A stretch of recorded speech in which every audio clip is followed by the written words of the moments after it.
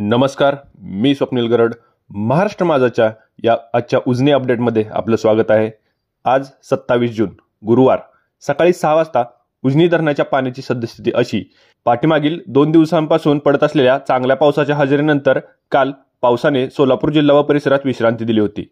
काल दिवसभर महाराष्ट्रात 4.6 mm एवढ्या पावसाची नोंद झाली असली तरीही सोलापूर जिल्हा व परिसरात मात्र 0.2 mm एवढ्याच पावसाची नोंद झाली आहे. 1 जून ते 26 जून पर्यंत सोलापूर जिल्ह्यामध्ये एकूण 204.5 mm एवढ्या विक्रमी पावसाची नोंद झाली आहे. काल दिवसभर धरण परिसरामध्येही अत्यल्प पाऊस झाला आहे. तरीही घाटमाथ्यावर व पुणे जिल्ह्यातील धरण परिसरामध्ये सुरू असलेल्या चांगल्या पावसामुळे मात्र उजनी धरणामध्ये येणारा पाण्याचा विसर्ग हा कायम आहे. आज सकाळी 6 वाजता दौंड येथून येणारा उजनीमध्ये पाण्याचा विसर्ग हा 3102 क्युसेक एवढा असून तो कालच्या एवढाच कायम आहे. त्यामुळे उजनी धरणाच्या पाणी पातळीमध्ये संत गतीने वाढ होत आहे. आज सकाळी 6 वाजता उजनी धरणाची पाण्याची पातळी ही -43.24% एवढी होती.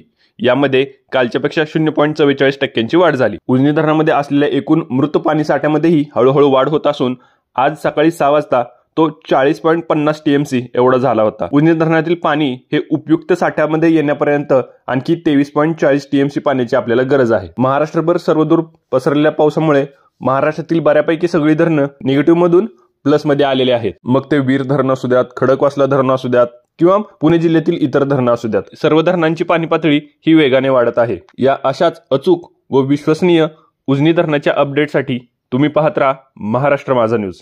धन्यवाद.